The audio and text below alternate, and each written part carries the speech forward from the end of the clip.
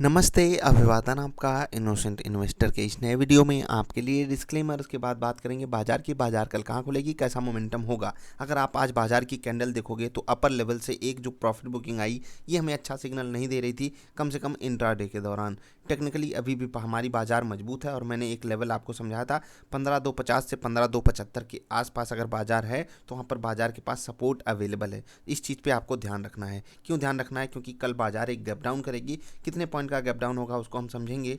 चलिए सबसे पहले न्यूज़ डिस्कस कर लेते हैं और फिर वापस आते हैं, चार्ट का एनालिसिस आपको देंगे। बहुत ध्यान से कुछ बातें आपको समझनी है। अदानी पोर्ट्स, इसने बहुत बेहतरीन काम किया है। कंपनी ने 10,000 करोड़ का एक मतलब होता है ना, गजब का इनको प्रोजेक्ट मिला हुआ है to build a new gateway into Maharashtra. ये कमाल की चीज़ है। और acquired Dighi ports for 705 crore, है ना कमाल। तो अदानी पोर्ट्स के लिए बिल्कुल पॉजिटिव न्यूज़ है। वैसे भी मोमेंटम पहले से ही आ जाता है, आपको सब पता है।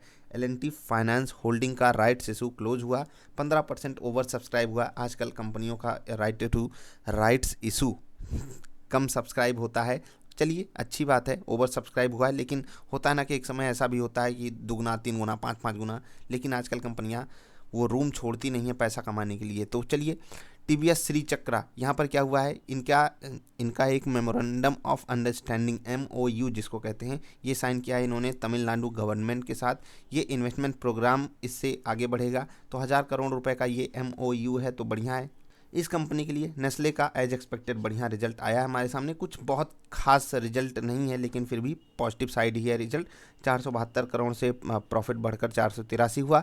अगर आप रेवेन्यू की बात करोगे तो रेवेन्यू 3150 करोड़ से बढ़ के 3250 करोड़ के आसपास गया है। तो ये पॉजिटिव न्यूज़ नेस्ले के लिए, पॉजिटिव नहीं कह सकते, एक नॉर्मल न्यूज़ हम इसको कहेंगे। हेरिटेज फूड्स, इनका टाई अप हुआ था, टाई अप नहीं, वो 50-50 जॉइंट वेंचर। जी हाँ, ये नोवन डाई ये कंपनी के साथ इनका टाई अप हुआ है। तो अब इनका जो है वो कॉमर्शियल प्रोडक्शन चालू हो चुका है, तो बहुत अच्छी बात है इस कंपनी के लिए भी। इन्फोसिस, यहाँ पर इनकी एक US सब्सिडियरी है, तो उसने एक एक्विजिशन किया है of automated new business and under writing platform का, जिसको स्टेप सोल्यूशन के थ्रू कंप्लीट किया गया। तो ये थी आज की खास न्यूज। एक और बड़ी न्यूज है, आपका प्यारा बिटकॉइन $50,000 का मार्क तोड़ चुका है, धूम मचा रहा है। कल किन कंपनियों के रिजल्ट आएंगे देख लीजिए, इन कंपनियों के रिजल्ट आएंगे।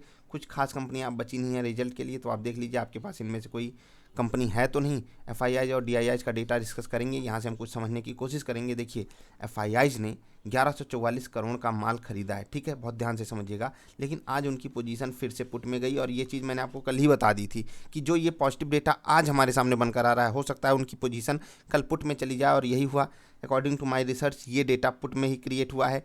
DIIs, अपने प्यारे DIIs अभी भी माल बेच ही रहे हैं।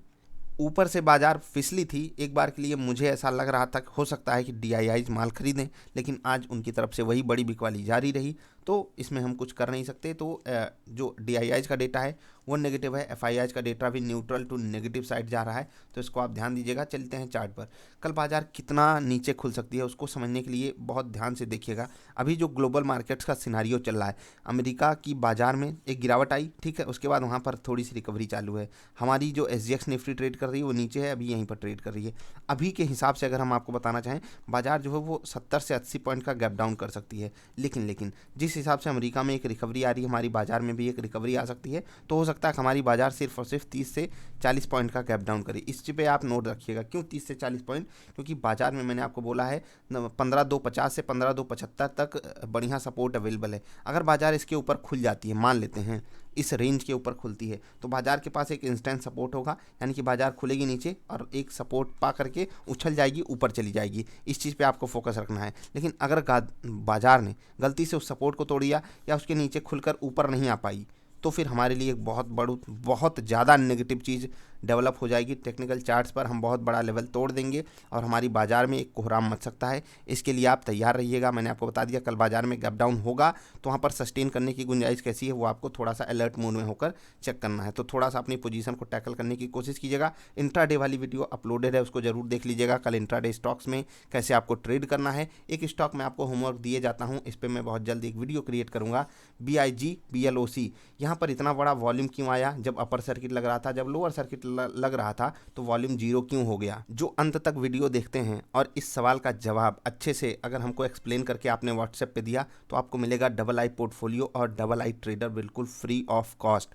तो आपके सवाल का जवाब, मतलब जो हमने आपसे सवाल पूछा है इसका जवाब जो हमको लिखित जो डिस्क्रिप्शन में व्हाट्सएप नंबर है वहाँ पर अच्छे से देगा, और जो भी हमारी पुरानी वीडियोस को देखता हुआ आ रहा है वो इस सवाल का जवाब बड़े ही आराम से दे देगा। तो कम से कम आपका जवाब 5 लाइन में और मिनिमम 100 शब्दों में होना चाहिए, तब आपको ये चीज़ें बिल्कुल फ्री ऑफ कॉस्ट प्रोवाइड की जाएंगी। तो ध्यान दीजिएगा इस चीज़ पे। अभी के लिए इतना, मिलेंगे फिर से, कल बाजार एक गप डाउन करेगी, हम मिलेंगे एनालिसिस के बाद। तो इंट्राडे वाली वीडियो आप जरूर देखिएगा। अभी के लिए इतना ही। वीडियो पसंद आई तो लाइक कर देना। Bye bye.